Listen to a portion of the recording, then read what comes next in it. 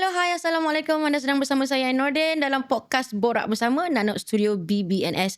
Untuk episod kali ini, macam biasa, kami bawakan tetamunya adalah di kalangan pelakon para filem-filem orang perang untuk kita borak tentang perjalanan filem orang perang sikit dan kita selami sikit latar belakang siapakah insan ini. Dan untuk episod kali ini, kita bawakan, saya tak tahu nama penuh dia sebenarnya siapa. Saya sendiri tak tahu. Okey, jom kita perkenalkan Josiah Hogan. Assalamualaikum. Waalaikumsalam. Terima kasih datang. Okey, Sama-sama. Terima Alhamdulillah. kasih jemput. Terima kasih lah. Awak yang sudi berlakon, sudi datang kan. Terima kasih for your time. Thank you. Okay lah, memang saya minat bidang ni. Jadi apa yang saya boleh buat, saya buat lah.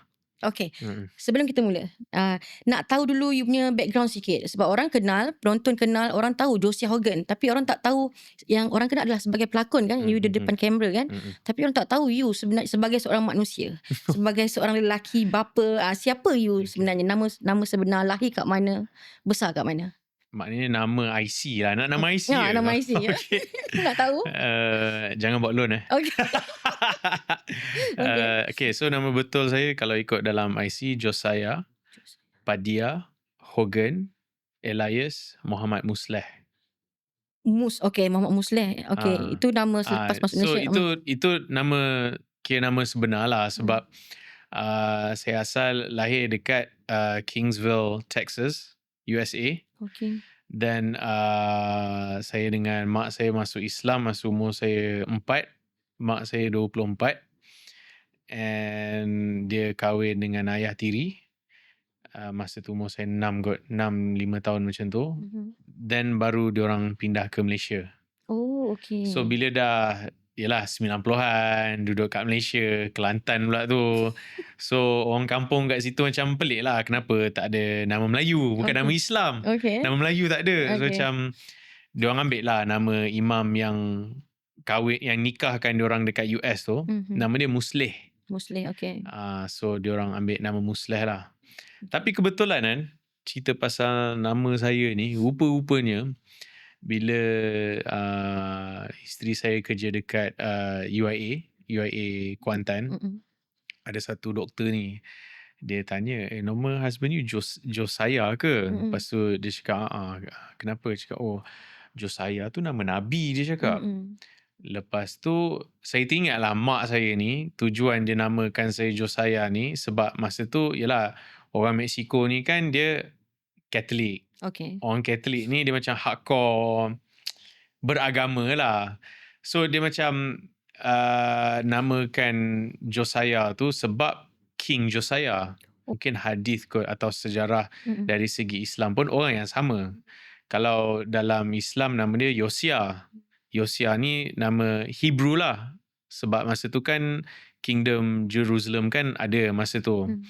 So apa yang King Josiah buat ni, selepas dia ambil takhta ayah dia, dia hapuskan semua berhala.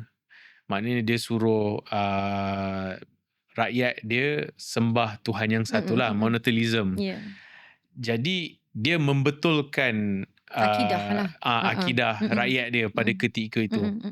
Kebetulan pula nama Musleh ni yang memperbaiki. Maksud dia. Oh, okey. Dia macam ada kena-mengena lah. Tapi mak ayah saya tak tahu. Tak tahu. At first Diorang tak tahu. Diorang cuma sebab berdasarkan imam yang nikahkan diorang dekat US tu. Sebenarnya panggilan dia Josiah ataupun Josiah? Josiah. okey. Kalau sebetul Melayu Josiah lah kan, kita orang Melayu. Okay, alright. So you membesar di US lah. Membesar di Kelantan? So lahir di sana sampai umur 6-7 tahun and then pindah ke Malaysia. So dari 93 macam tu sampai sekarang memang kat Malaysia lah. Okay, so you dapat kewarganegaraan Malaysia kan? Belum lagi. Masih lagi PR. Dalam proses. Hari tu dah submit dah documentation semua. Lama je proses dia. You dah sekarang umur berapa ni? Tahun ni 40. Lama dah kot kan? More than 30 memang dah years. lama. Cuma sebelum PKP I dah start untuk documentation. Lepas tu kena PKP. Okay, so dia stop lah sekejap. So dah delay 2 tahun. So I dah submit. Lepas PKP mungkin I dah start dapatkan usaha untuk buat benda tu 2023, 2024. Okay, baru start lah. So bila dah submit tu, benda tu ambil masa terlalu lama. Tahun ni baru KDN Selangor call untuk minta documentation yang tak berapa cukup.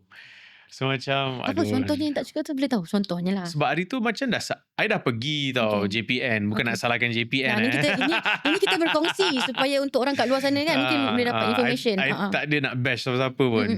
So masa tu I dah bawa dah semua dokumen yang ada dekat dalam list tu, I dah bagi.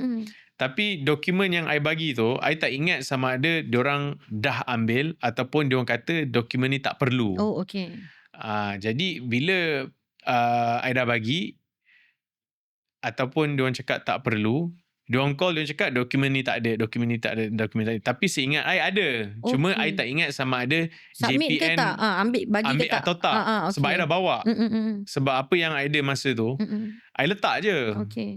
Itu je. Tapi kalau ikutkan dalam list you dah bagi, you bawa je semua yang dalam listing tu lah. I dah bawa. Cuma okay. I tak ingat lah. Alright. JPN terima ataupun dia cakap tak perlu. Tapi tak susah pula, pergi hantar balik je lah kan sebenarnya. Tapi kena ulang alik lah. Tapi KDN adalah cakap setakat dia suruh scan and emailkan je. Okay. Cumanya ada satu part tu nak kena pergi jumpa ketua kampung pula dekat Kuantan tu. Alah leceh betul. Itulah prosesnya kan. Kalau tak ramai pula dapat hak kewarganegaraan. Okay, alright. Itu pasal macam mana you start dekat Malaysia lah. Macam mana you start dalam industri? Daripada kecil, daripada umur you 7 tahun, 8 tahun dah terdedah ke? Ataupun macam mana? Tak. Macam mana cakap macam mana you boleh jadi pelakon? I asal and sampai sekarang memang musician. Oh, sebenarnya starting you main music? I memang main music. You ada group ke apa ke? Ada. Group apa sebenarnya? Nama band I Madam. Di Malaysia? Di Malaysia. Kenapa tak tahu? Okay. Kita orang tak ada lah. Kita orang underground satu. Dua, kita orang tak ada record label yang besar-besar yang promote. Kita orang je sendiri underground. Okay. So kita orang lebih kepada yang tahu je tahu. Dekat dalam underground punya scene lah. Okay, tapi selalu perform lah untuk selalu underground. je. Yang underground yang nyanyi kuat-kuat. Itu? Makan budak. Itu Jeffrey itu kan. No, serious lah. You perform macam tu. So you start dengan main music dahulu. You main apa? I gitar vokal. You nyanyi sekali? Tapi suara I tak sedap. I pitching lari. Sebab tu lagu kita orang menjerit je. Senang sikit. Tak payah nak jaga pitching. Tapi you lebih menonjol sebagai pelakon kan daripada music? Ya, sebab I punya career yang mainstream lah. Yang I punya band tu I punya passion. So I macam mungkin rezeki I lebih kepada lakonan. Okay, alright. So pada kali pertama you ditawarkan untuk berlakon filem orang perang. Okay, you ada kat mana? You tengah buat apa? How do you feel? Masa tu I nampak Abang Hashim tengah buat apa entah, dia update story kat Facebook, kat WhatsApp kot. Oh, okay. First time message je cakap abang tak ada watak ke. Terus dia call. Oh, macam tu direct cable terus kan. Okay, alright. Terus dia call. Lepas tu? So I tengah free. So I pun on je lah. Oh, waktu tu maksudnya abang you yang text Abang Hashim dulu. Ya. Tapi sebenarnya untuk pengetahuan you, Fina sendiri sebenarnya suggest nama you untuk watak itu. Maksudnya daripada awal kita memang dah tahu dah you akan buat watak tu. Because Finas tak nak orang lain kan kalau ikutkan. Ya ke? Terima kasih Finas. Adakah you ada apa-apa dengan Finas? Tak ada. I Lone Ranger dalam industri ni. Okay. Tu I memang Lone Ranger lah.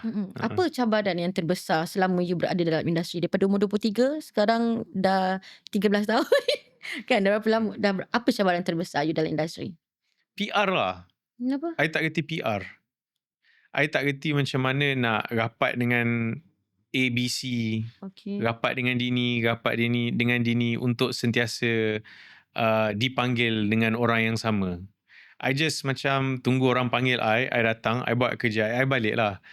Tak ada macam nak pergi keluar lepak hang out sama-sama. Tak ada. Sebab I rasa macam kita ni satu office sebenarnya. Mungkin mentality I salah and mungkin ini I punya disadvantage. Tapi I rasa kalau macam you call I, ajak I datang lepak ke apa, I datang. Okay. Bukan I tak nak berkawan langsung. So macam I tak reti buat benda-benda tu. Faham tak? You introvert ke? Tak lah. Tak juga. Introvert juga lah, lebih kurang Introvert. tu. Pelakon introvert normal sebenarnya? I rasa sebab mungkin tak tahu lah. Kadang-kadang ni apa yang saya faham Ya, kan. pandangan you lah. Kebanyakan orang seni ni, I tak nak cerita pasal pelakon. Okay. I cerita pasal orang seni. Mhm. I rasa orang seni ni dia lebih fokus kepada macam mana dia nak develop dia punya seni. Macam mana dia nak buat better. Jadi dia akan fokus apa aku nak buat yang Orang nampak seni aku, buat karya aku. I nampak macam lagi ke depan dalam karakter, membina karakter, muzik, lukisan, apa-apa yang ada mengena dengan seni. So jadi diorang, otak kita ni tak boleh nak buat semua benda. Betul. Ini kadang-kadang I bengang macam you nak jadi pelakon, you kena buat TikTok, you kena buat IG, you kena sentiasa buat konten apa. Kita orang ni fokus kita orang untuk watak. Okay. Fokus kita orang untuk macam scene fight apa semua, dipaksa untuk Buat cari followers dan sebagainya. So I macam banyak betul kerja kita orang ni. Bila masa kita orang nak fokus kepada untuk develop karakter, untuk development. develop diri kita. But I faham ini adalah permintaan daripada pihak tertentu.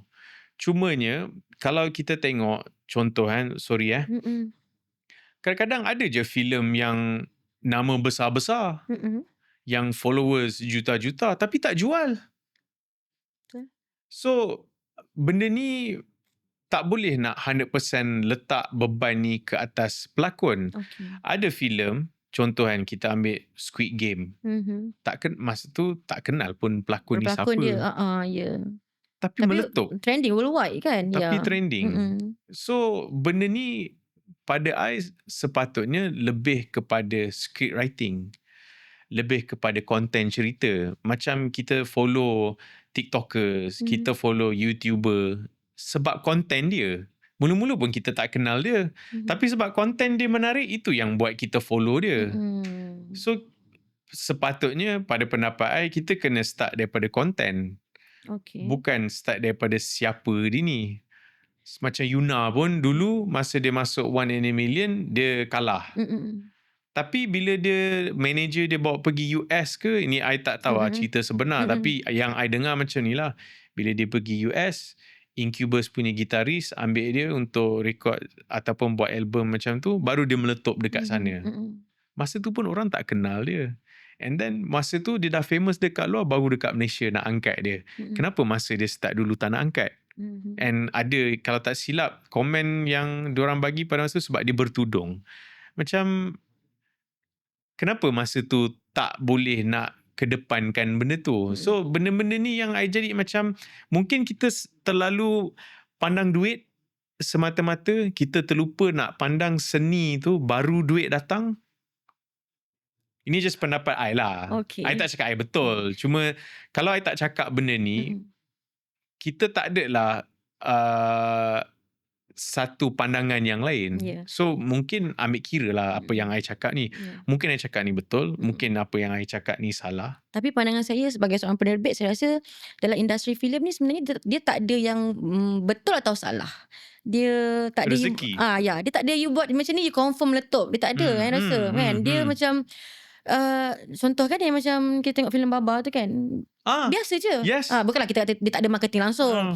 Dia pergi secara gitu je, tapi dia pergi kan, filem terbaik pula kan. Tapi ada filem yang kita tengok marketing dia besar kan, juta-juta billboard here and there, dia pun tak berapa nak pergi. So dia tak ada betul dan salah yang rasa. Dia adalah soal rezeki, you buat sabis baik. Tapi pada I mungkin kalau jalan cerita tu best. Contoh macam baru ni yang tengah viral pun sekarang ni, War Machine tu. War Machine I tengok. War Machine kan. Yang famous adik dia tu, itu pun cameo. Tapi bila I tengok kan, macam wish, gila lah cerita ni. Macam orang perang kan? Tak macam, I tak, yang scene perang, orang perang I tak tengok lagi. So I tak boleh nak judge. I tak boleh nak judge. Alright, ada tak satu scene dalam filem orang perang yang you ingat sampai sekarang, yang you rasa ni best ni? Ada tak? Tak kisahlah sama ada you yang lakonkan ataupun yang you ada dekat set. Ada yang you ingat? Kenapa you gelak? Sebab Kalau gelak macam ni kita dah tahu dah scene yang mana satu. Okay. Padahal itu pelik scene tu. Pelik? Ah. Oh, you ingat sebab dia I tak pelik? rasa benda tu tak pernah ada lagi kot dalam Malaysia ni. Mungkin ada tapi I tak nampak. Scene macam tu lah. Tengok apa impact dia. Itu yang you paling ingat okay. Benda tu pelik kot. Ya ke pelik? Padahal pelik Bukan benda tu dah lama daripada zaman dulu-dulu lagi ke dah berlaku. Ya, betul. Tapi tak ditunjukkan, tak di betul. okay, Betul. right, I tak cakap benda tu salah. Cuma pada benda tu yang buat I ingat. Okay, satu. Okay, next question adalah di semasa you dalam set Orang Perang, apa perkara yang you rasa mencabar? Apa yang rasa mencabar I rasa mencabar masa nak pilih sama ada I nak cakap bahasa Melayu ke atau nak cakap bahasa Inggeris. Oh, okay. sebab, Sebelum start shooting lah, sebelum you start. Ya, sebab I punya logik, orang British datang Malaysia, mesti dia akan lebih kepada bercakap bahasa Inggeris. So bila I duduk dengan Abang Hashim cakap dia punya audience adalah Melayu. So dia nak I More tu bahasa Melayu lah. Bahasa Melayu pelat. So I macam director minta I bagi je lah. Tapi ada satu scene yang you cakap pelat tu, saya rasa macam dia ni kami pelat betul. Macam geram macam buat now pelat dia saya rasa. Tapi ya okey lah kan. Okay. Dia mencabar kat situ lah sebab I kena, I tak ada pada waktu tu masa orang British berkomunikasi dengan orang Melayu. So I tak ada idea langsung macam mana diorang bertutur sebenarnya kan. Tak nampak tu. Tak dapat gambaran. So I akan mimik mak I lah. Kenapa? Why? What happened to your mak I pelat. Oh okay. So I akan macam kadang-kadang macam I bengang dengan dia. I macam dalam hati I macam I akan mimik apa yang dia cakap lah. Macam menganjing dia lah dalam hati sebab marah dengan dia kan. So bila I kena berdialog macam tu, I gunalah cara dia bercakap. Okay, itulah you punya imaginasi kat situ lah. Cumanya sebab I fasih bahasa Melayu. Jadi I nak pelatkan dia tu. Contoh macam masa kita shoot, I cakap komunis. You cakap komunis? I cakap komunis. Oh, tapi bila I perasan benda tu, masa I pergi dubbing tadi, I tukar kepada communist. Dah kantoi kita pergi dubbing tadi. Okay. So I tukar kepada communist. So, Mak Saleh punya sebutan sikit. Sebab I fikir logik, mesti diorang akan sebut perkataan yang memang disebut dalam bahasa Inggeris tu mesti dia nak lebihkan dia punya slang. Okay. So I mencabar dekat situ lah sebenarnya. Okay. Scene yang mencabar? Yang tadi benda yang perkara yang mencabar kan. So you nak bawa diri you lah. So scene ada tak scene mencabar? Sebab kalau ikutkan you tak ada fight kan? Tak ada. Kan? So ada ke scene yang macam dialog susah nak hafal ke? Yang payah ke? Ada satu part tu I kena cakap bahasa orang Semai lah. Yang mana scene dia cakap bahasa Semai? Dia ada masa interrogation kita orang yang dalam soal siasat. Ya, dengan Abang Fauzi Nawawi. Masa tu I dengan Syazwan Zulkifli Ya. dengan Syazwan Zulkifli lah I kena. Dia ada satu dialog tu I dalam bahasa Semai. So lama I duk nak cuba nak ingat satu part tu macam susah betul bahasa ni. Padahal tak ada pun dalam skrip. Tiba-tiba dia orang kata Abang Hashim datang dia kata yang ni kena cakap bahasa Semai. Datanglah seorang mamat ni tulis ni. Because you adalah, kalau ikut cerita asal adalah kan kita inspired by true event kan. You adalah yang manusia yang mengkreatkan Senayan Perak ni kan. Dia pengarah kebajikan orang untuk asli. Orang asli. So mesti lagi tahu cakap Semai. So dia rapat dengan orang asli kan. Dia rapat dengan orang asli. Okay. So sebab tu masa I disuruh untuk cakap dialog tu, I tak mempersoalkan benda tu sebab mesti akan ada satu ayat yang dia nak persuade untuk join projek Senayan Perak ni. Mesti ada satu perkataan yang dia akan bagi untuk cakap, look, I'm on your side. Sebab dia sayang orang asli. Kan? Rodnon ni. Ya betul. Dia sayang orang asli. So sebab tu dia macam first dalam kepala dia propose untuk bawa orang asli lah. Ya. So dekat situ I macam okay. Waktu you dapat tawaran untuk berlakon cerita yalah pasal orang asli, you ada pergi jumpa orang asli ke? Tak. Tak ada buat Google ke? Tak ada? Tak ada. Tak ada Sebab I tengok skrip, I tak ada nak cakap ni. So macam okay lah, it's the same thing. So okay. alright lah. Kira you Tiba-tiba pelakon dahsyat, hebat lah. tak ada lah. Cuma bila sampai dekat set tu, tiba-tiba cakap okay, ni kena cakap Sungai Perak. Kena cakap bahasa Semai. Asal tak cakap awal-awal tu. Aku dah pergi dah kan, dah pergi tanya dah. Okay, alright. Selama you menjadi anak industri, orang industri, apa perkara yang paling susah yang you rasa macam tadi tu yang you tak okay kan tentang diri you, PR tadi yang you cakap, ni sekarang benda yang you lalu, orang tikam you ke, kawan makan you ke, producer tak bayar payment ke, ada tak pengalaman yang you lalu yang susah? Okay, banyak. antaranya Menyedihkan industri ni, ada banyak orang yang macam tu lah. Dia macam, satu, kita ni freelance, and then kita tak ada union yang kuat. Okay. Sebab kebanyakan bila kita deal, contoh kalau kita tengok kat Amerika kan, diorang ada banyak union. And union diorang ni, diorang ada production house di bawah union diorang. Jadi bila kita sign untuk satu union tu, kita hanya boleh casting dengan production house yang di bawah union diorang. Oh, okay. Maybe sebab diorang besar kan kat sana ke tak? I rasa sebab diorang dah lalui apa yang kita dah lalui. Okay. Maknanya macam you cakap tadi, producer tak bayar, ditipu, ditikam belakang dan sebagainya. So mungkin disebab dekat sana dah lalui benda ni, itu sebab kenapa benda ni berlaku. Dan diorang dekat sana macam mentaliti orang Amerika ni, diorang bila benda tu salah, diorang akan betulkan benda yang salah, diorang akan unite, diorang akan fight habis-habisan. Okay. So mentaliti diorang macam tu. Silapnya I duduk sini. So bila adakah Jose nak bagi tahu bahawa industri dekat Malaysia ni kurang best sikit nak dibandingkan dengan di Amerika di sana sebenarnya? Tak, itu bukan maksud I. Okay. Soal best ke tak best, pada I lebih suka dekat sini bukan sebab I dekat sini and I kat podcast and I nak bodek semua orang. Tak. Sebab apa yang I rasa selesa dekat sini, at least kalau I duduk kat sini, I bebas untuk orang tahu I ni Islam. Okay. I bebas untuk maknanya semayang dekat set.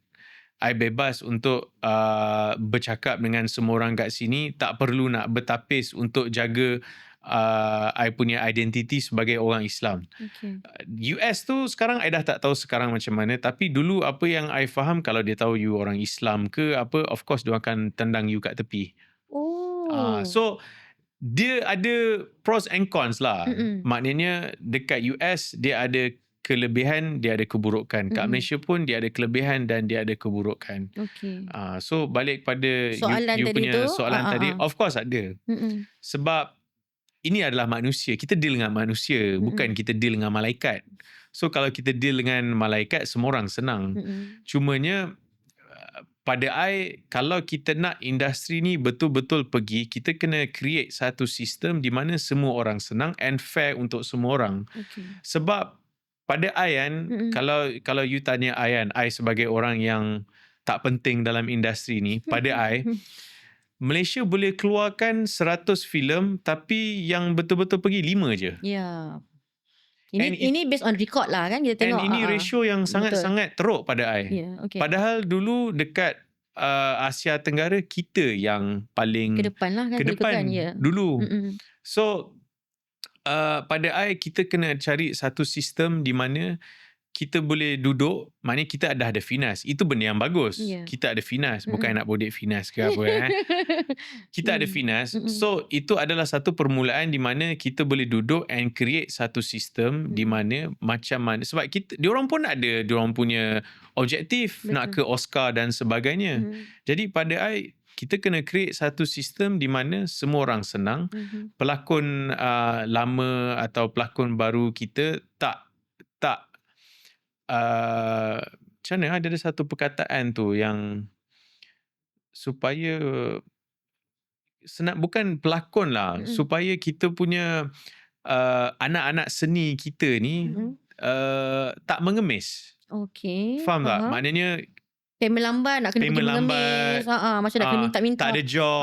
Okay. So kalau kita ni ada dalam industri, itu bermaksudnya kita kita sebenarnya tengah korbankan kita punya masa depan ni. Freelance, tak ada gaji tetap. Sekarang dah ada EPF sok-sok kot. Mungkin benda tu. And ini adalah usaha-usaha yang sepatutnya ni lah kan. So kita ni based on contract. Kalau katakan kan, I buat something. Tapi sebenarnya B memaksa I untuk buat sesuatu. And I tak setuju dengan apa yang dia buat. Yang si B ni akan cerita kat orang lain. Tahu tak Josiah Hogan dia buat gini. Padahal dia yang salah. So orang yang dia bercerita tu takkan tanya I, Jo, yang ni cerita engkau buat gini, betul ke? Tak ada. Dia terus akan ban I. Okay. So ini benda-benda yang pada I kita perlu ada satu sistem. Sistem yang Josiah cakap, yang senang, yang mudah tu, apa yang Josiah fikirkan? Di pandangan you lah, apa yang you nampak? Mungkin benda ni kena jadi macam satu profil di dalam finance. Contohnya, kalau kita bekerja, kita akan ada pekerja. Bila kita ada pekerja, kita akan tahu pekerja mana yang perform and pekerja mana yang tak perform. Okay. So, bila kita rate, bila kita buat appraisal, pekerja tu, bos akan tengok, okay, dia ni tahun ni perform sekian. Okay. So, kita perlu ada rating setiap orang yang ada dalam industri ni supaya kalau producer ke atau funder mana-mana, contohnya producer ada dia punya rating. Pelakon ada dia punya rating, director cameraman ada director ada rating. Okay. So diorang boleh rujuk terus ke finance ke ataupun union yang mana wujud, pilih yang mana rating tinggi. Jadi diorang akan dapat yang berkualiti untuk produce filem, untuk dapat pelakon yang bagus. Kalau bajet dia rendah, dia ambil lah yang rating rendah sikit, macam tu. Tapi rasa Ain tak silap Ain lah, tahun ni ada kan the finance ke arah itu. I tak Dia tahu. nak came out dengan satu konsep yang kalau kontrak pun semua orang kita nak standard kan kontrak untuk semua itu orang. yang sepatutnya. Yang sedang berlaku sekarang di finance. So I tak tahu, I duduk dalam gua. So Okay. But it's a start lah. Sebab pada I sayang tau. Sebab ini pendapat I sebagai orang luar yang tak penting dalam industri ni. Banyak kali dah diulang tak penting ni. Geram pula rasa. Okay. Malaysia pada I kan ada 1001 cerita boleh cerita. Bukan dekat Malaysia tapi ke luar negara.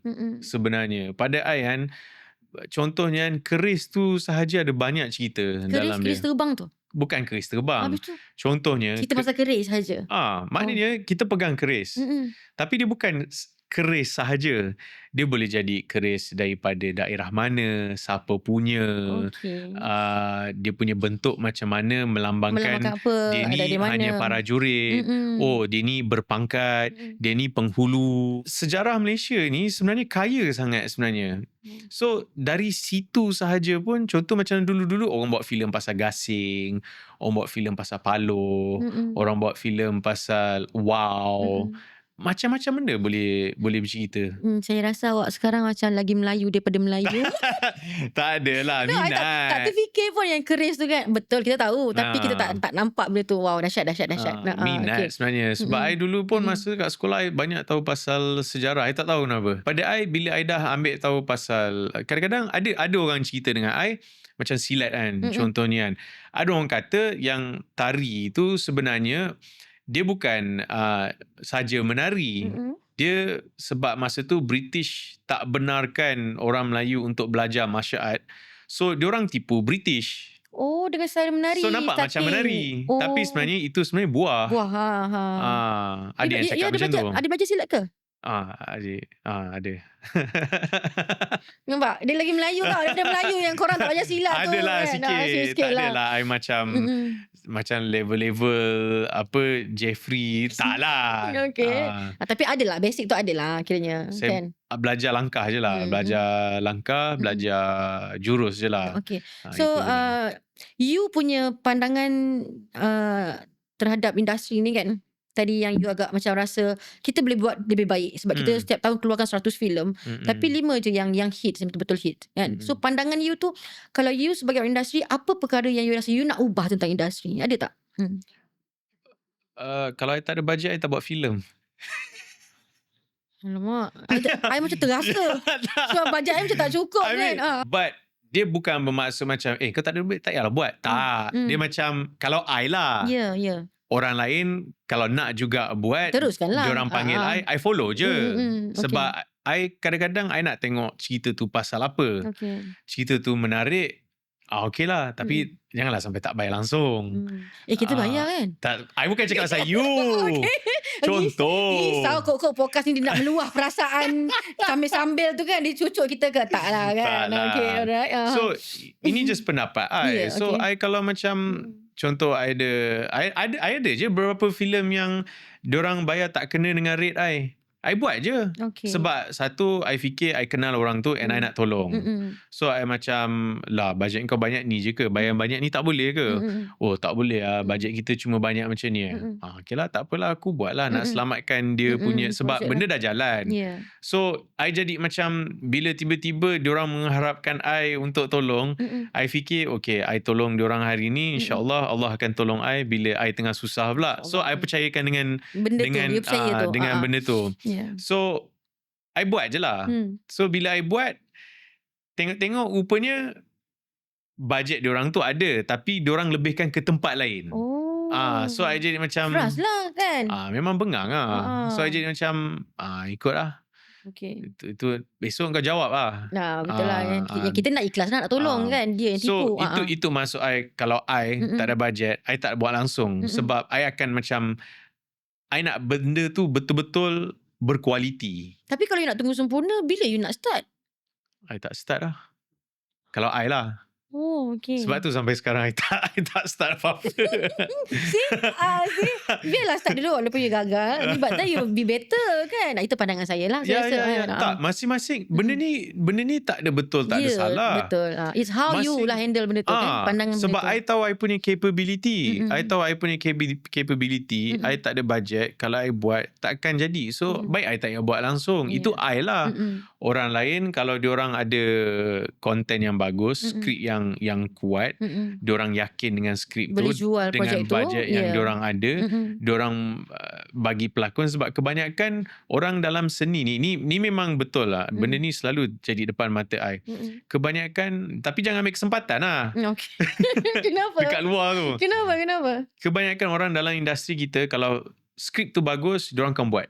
Ya, tak kisah bayaran walaupun rendah sikit. Ramai orang dalam industri ni passionate sebenarnya. Sebab kebanyakan kita ni orang seni. Ya. Orang seni, dia nak naskah yang kualiti. Ya, betul. Faham? Ya. So, kalau dia tengah free, dia rasa dia boleh korbankan masa, dia boleh bantu, dia akan buat. Ya. Benda ni banyak kali berlaku depan mata I. I sendiri antara yang percaya dengan benda tu, and I sendiri buat benda tu. Ya. Dia ada masa dia bukan pasal payment. Ada masa dia tentang untuk membantu. Sebab kebanyakan dia macam inilah sifat orang Melayu. Membantu. Tapi you bukan Melayu. Ke you Melayu sekarang? Tapi I manusia. Okay. Okay, alright. Okay. Tapi dekat Amerika pun ada je producer-producer besar, director-director besar yang tak ada bajet and buat filem. Okay. And ada juga pelakon-pelakon yang ada nama ni yang follow juga sebab percayakan director tu and percayakan projek tu, naskah tersebut. Naskah tu. Okay. Ada je. So bukan pasal Melayu lah. Dia pasal manusia. Tadi you sebut Melayu. Saja gurau. Okay. Alah, nak bagi up lah sikit. Alright, kembali lagi dalam podcast Borak Bersama Nano Studio selepas ini dengan Jasia Hogan. Okay? Bye.